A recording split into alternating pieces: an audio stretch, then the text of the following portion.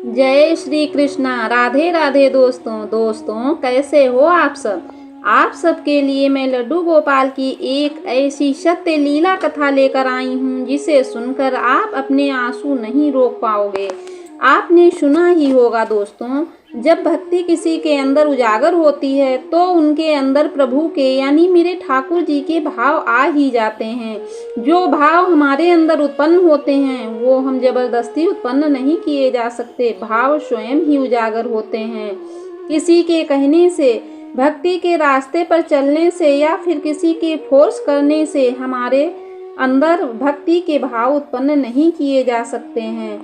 आपने देखा ही होगा, कई लोग लड्डू गोपाल जी की देखा देखी में सेवा कर रहे हैं। किसी के पास लड्डू गोपाल हैं तो मैं भी लड्डू गोपाल ले आऊंगी और मैं लड्डू गोपाल की सेवा करूंगी। वह इस बात से अनजान है कि जो हम भक्ति करते हैं, जो भाव हमारे अंदर लड्डू गोपाल के प्रति उत्पन्न होते हैं, वे भाव केवल समर्पण से आते हैं, उनके प्रति प्रेम से आते हैं। जब हमारे हृदय में लड्डू गोपाल के प्रति प्रेम होगा, भक्ति होगी, तो हमारे अंदर उनके प्रति भाव उजागर ही हो जाएंगे। लड्डू गोपाल में पूरा संसार दिखाई देगा। आज की यह लीला कथा एक ऐसे भक्त की है जिसने लड्डू गोपाल की सेवा करना शुरू तो की, लेकिन उनके अंदर लड्डू गोपाल के प्रति भाव जागृत ही नहीं हो पाए। आज की यह लीला कथा हमारे साथ शेयर की है दिल्ली की राधा जी ने। राधा जी कहती हैं कि मैं लड्डू गोपाल की 12 वर्षों से सेवा करती हूँ।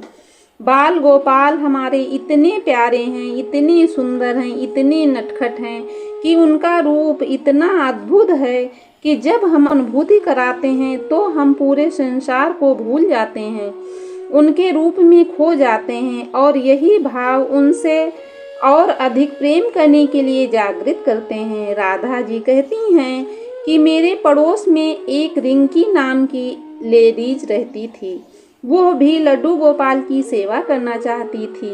उसने कई बार मुझसे कहा कि दीदी आपके घर में लड्डू गोपाल हैं, हमें भी आप दिला दीजिए, मैं भी सेवा करना चाहती हूँ। अब राधा जी कहती हैं कि हमारे घर में 3 लड्डू गोपाल हैं, तीनों लड्डू गोपाल की मैं पूरे प्रेम भाव से सेवा किया करती हूँ और जब भी मुझे अनुभूति होती है तो तीनों लड्डू गोपालों की होती है। मेरे लड्डू गोपाल बड़े नटखट हैं, बड़े ही प्यारे हैं। राधा जी कहती हैं कि रिंकी काफ़ी बार मुझसे कह चुकी थी, दीदी मुझे लड्डू गोपाल दिला दीजिए, मैं भी सेवा करना चाहती हूँ। मुझे लगता है कि जो लड्डू गोपाल कोई उपहार में मिलते हैं किसी को या फिर कोई देता है तभी सेवा लगती है, और कहते हैं कि जो उपहार में लड्डू गोपाल मिलते हैं वो बहुत अच्छे होते हैं, इसलिए मुझे भी लड्डू गोपाल दिला दीजिए।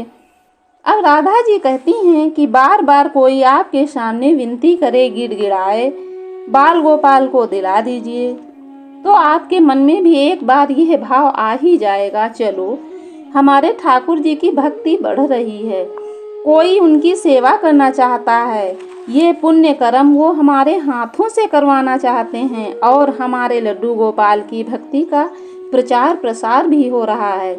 इससे अच्छी बात और क्या हो सकती है।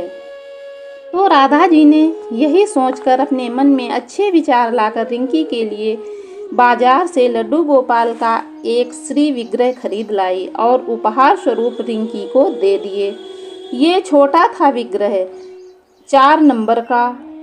अब रिंकी ने जब लड्डू गोपाल का यह श्री विग्रह देखा तो उनकी सारी सेवा की जानकारी लेकर हमारे सामने ही उसने अपने घर में विराजित कर दिया। मैंने भी विराजित करने में उसकी बहुत सारी मदद की।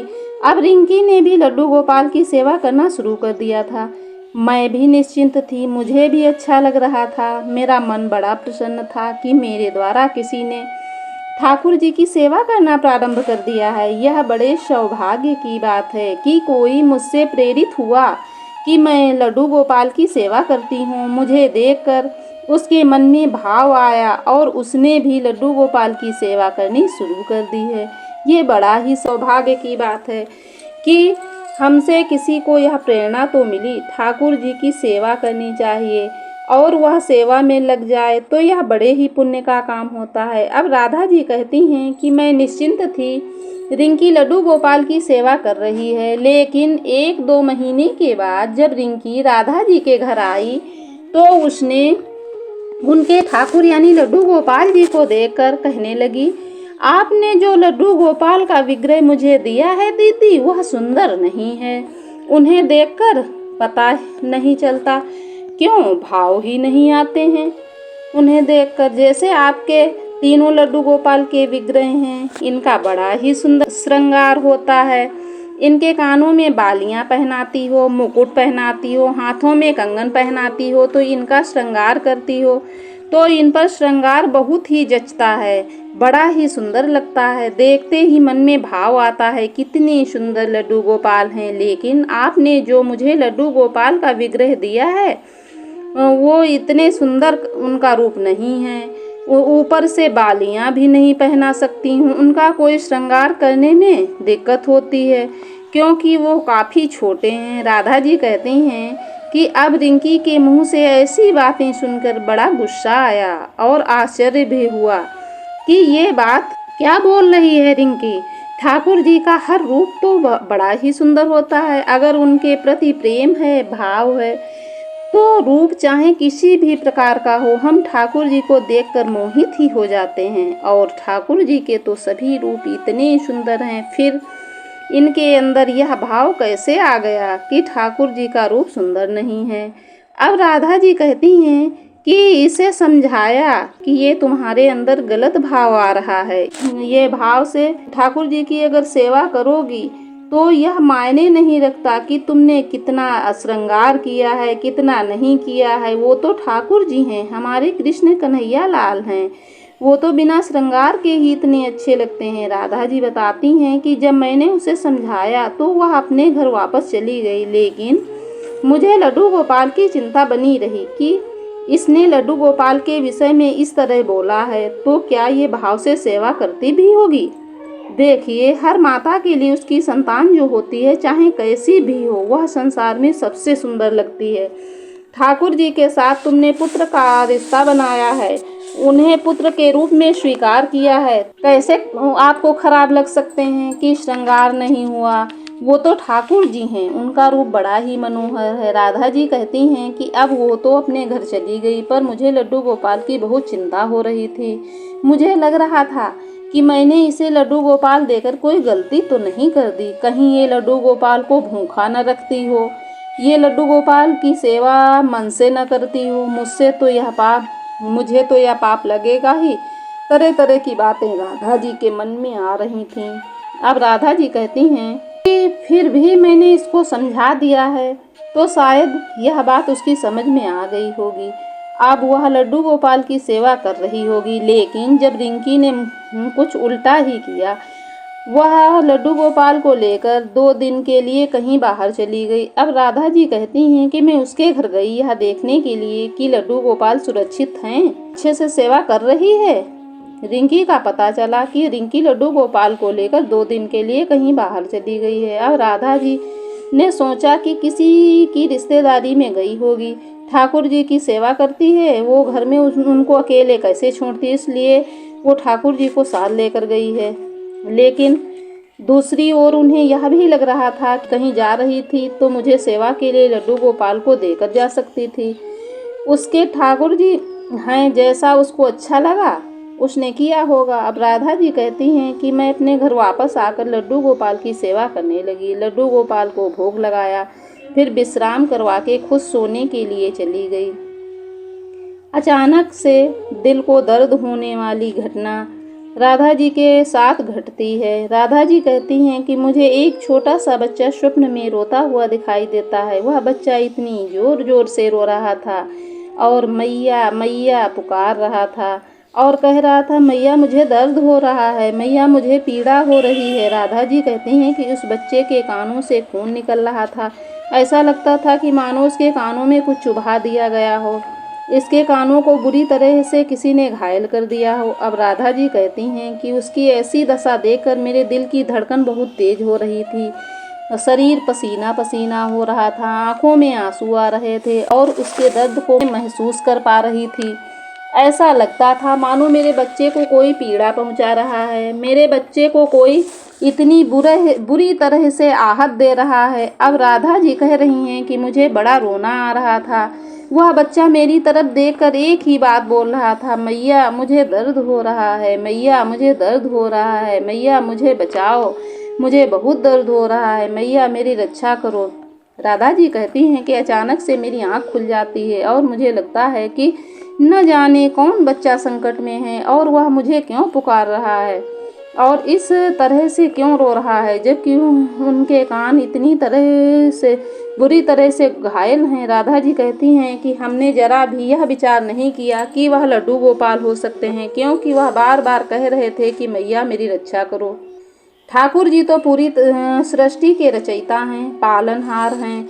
भले ही हम उन्हें पुत्र रूप में सेवा करते हैं, वो तो स्वयं हमारी रक्षा करते हैं। तो राधा जी कहती हैं कि मैं आश्चर्य में पड़ गई कि वो ये लड्डू गोपाल नहीं हो सकते हैं। लड्डू गोपाल होते तो इस प्रकार हमसे नहीं बोलते कि हमारी रक्षा कीजिए। लेकिन मैं यह भी सोच रही थी कि मुझे इतना भयानक स्वप्न क्यों आया, इसके पीछे कोई रहस्य है। राधा जी कहती हैं कि पूरी रात मुझे नींद नहीं आई, चिंता होती रही, ऐसा स्वप्न क्यों आया।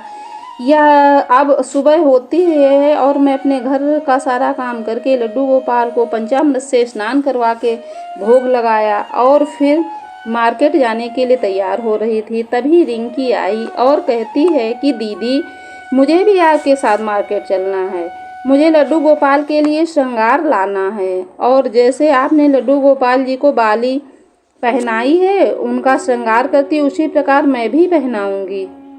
तब राधा जी कहती हैं, यह सुनकर मैं आश्चर्यचकित थी कि जो विग्रह हमने उन रिंकी को दिया था तो उनके कानों में छेद नहीं था। मुझे तुरंत स्वप्न की बात याद आई और मैंने रिंकी से पूछा, तुम लड्डू गोपाल को बाली कैसे पहनाओगी, उनके कान में तो छेद ही नहीं है। तब रिंकी मुस्कुराते हुए कहती है कि मैं गई थी ना मार्केट लड्डू गोपाल को लेकर, उनके कानों में छेद करा दिए। राधा जी कहती हैं, यह सुनकर मेरे पैरों के नीचे से जैसे जमीन खिसक गई हो।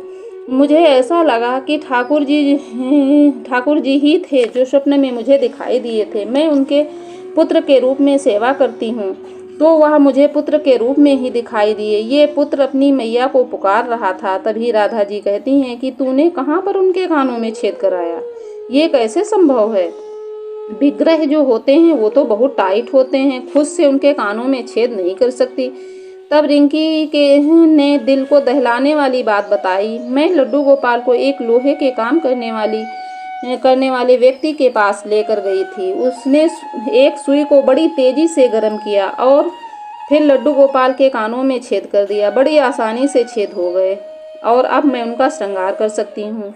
उसे जरा भी दुख नहीं हो रहा था। उनके अंदर लड्डू गोपाल के प्रति भाव ही नहीं था। वह लड्डू गोपाल को अपना पुत्र मानती ही नहीं थी, वो तो सिर्फ एक मूर्ति मानती थी। उसका भाव इतना था कि वह भी लड्डू गोपाल की सेवा कर रही है और दुनिया को दिखा रही है कि वह भी लड्डू गोपाल की सेवा कर रही है। उसे यह भी होड़ लगी थी कि उसके पास भी लड्डू गोपाल हैं और वो भी सुंदर लगने चाहिए। अब राधा जी कहती हैं, जब मुझे यह बात पता चली तो मैं दौड़कर रिंकी के घर गई और लड्डू गोपाल को गोदी में उठाया और उनसे माफ़ी मांगने लगी और कहा, मुझे माफ़ कर देना रिंकी, मैं आपको यह लड्डू गोपाल नहीं दे सकती। तुमने इनके साथ बड़ा अनर्थ कर दिया है। इतनी छेड़छाड़ करके उन्हें स्थापित करने के बाद, प्राण प्रतिष्ठा करने के बाद इतना बड़ा अपराध करवाया है, उन्हें इतनी बड़ी पीड़ा पहुंचाई है, उनके कानों में छेद करवाया है और वो मुझे स्वप्न में दिखाई दिए। अब तुम सेवा करने के लायक नहीं हो। राधा जी कहती हैं, अगर तुम्हें सेवा करनी है तो तुम अपने आप से लड्डू गोपाल का विग्रह ले आओ और जिस तरह तुम्हें सेवा करनी है वैसे करो, लेकिन मैं पाप का भागीदार नहीं बनना चाहती हूँ। तुम्हें मैं यह लड्डू गोपाल दिए थे, तुमने उनका अपमान किया है, भाव से उनकी सेवा नहीं की, एक मूर्ति माना और जो मन में आया वह व्यवहार मेरे लड्डू गोपाल के साथ किया है। उनके कान को छिदा दिया और कभी कहती हो कि ये सुंदर नहीं लग रहे हैं, कभी कहती हो ये विग्रह छोटा है। तुम्हारे अंदर भाव ही नहीं है। यदि तुम्हारे अंदर भाव होते तो तुम स्वयं ठाकुर जी तुम्हें अपनी अनुभूति कराते और जो अनुभूति उन्होंने मुझे कराई है। एक बात बताओ कि तुम्हारा पुत्र होता काला होता, सुंदर नहीं दिखता, तो क्या तुम उसके साथ भी ऐसा व्यवहार करती जो तुमने मेरे ठाकुर जी के साथ किया है? अब रिंकी के मुंह से एक शब्द भी नहीं निकला। वो चुप थी और राधा जी कहती हैं कि मैंने ठाकुर जी को रिंकी से वापस ले लिया और कहा कि अगर तुमको सेवा करनी है तो अपने आप जाकर दूसरा विग्रह बाजार से ले आओ। मैं अपने लड्डू गोपाल को नहीं दूंगी, क्योंकि तुम भाव से सेवा नहीं कर सकती। मुझे नहीं लगता कि ऐसे व्यक्ति को ठाकुर जी की सेवा करनी चाहिए जिसके अंदर भाव न हो, भक्ति न हो, समर्पण न हो।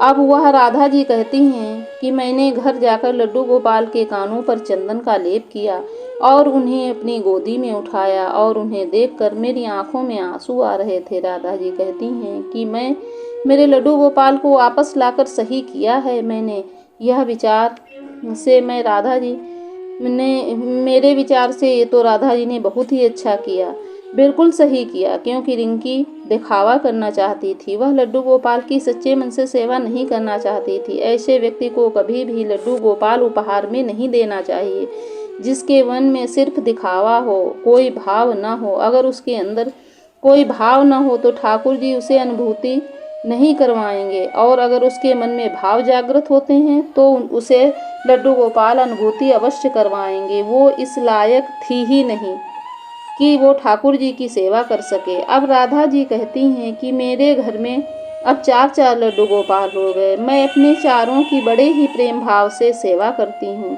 किसी भी लड्डू गोपाल में कोई भेदभाव नहीं करती, मैं बराबर सेवा करती हूँ और मुझे प्यारी प्यारी अनुभूतियाँ होती हैं। यह मेरा सौभाग्य है। ठाकुर जी ने मुझे भक्ति के लिए चुना है। तो दोस्तों देखिए, ठाकुर जी की उसी को अपनी अनुभूति कराते हैं जिनके मन में उनके प्रति प्रेम समर्पण भाव होता है, जिनके मन में केवल लोभ मोह माया और दिखावा होता है, तो उसे लड्डू गोपाल कभी अनुभूति नहीं कराते। तो लड्डू गोपाल आपके घर में जिस भी रूप में विराजमान हैं तो उसमें छेड़खानी नहीं करनी चाहिए, उसी रूप में उनकी सेवा करनी चाहिए। ठाकुर जी का रूप तो है ही इतना सुंदर, इतना प्यारा, इतना मनोहर कि जब आपके मन में भाव होंगे तो वह तुम्हें इतनी सुंदर दिखाई देंगे कि उनके सामने सारे संसार फीका पड़ जाएगा, कोई भी वस्तु सुंदर नहीं दिखेगी। दोस्तों इस वीडियो को ज़्यादा से ज़्यादा शेयर कीजिए जिससे हमारे सभी बाकी दोस्त भक्तों के पास पहुंच सके, जिसे सुनकर मेरे दोस्तों से यह पाप कभी न हो। प्राण प्रतिष्ठित लड्डू गोपाल के विग्रह के साथ वो कुछ गलत न करें, हर बार उनसे कोई पाप न हो। हर बार की तरह वीडियो के अंत में आप सब लोगों से हाथ जोड़कर विनम्र निवेदन करती हूँ कि आप भी लड्डू गोपाल की सेवा कीजिए, ठाकुर जी की भक्ति कीजिए, नाम जप कीजिए। एक बार मेरे साथ प्रेम से कहिए, बोलो बांके बिहारी लाल की जय, बोलो लड्डू गोपाल की जय। जय जय श्री राधे।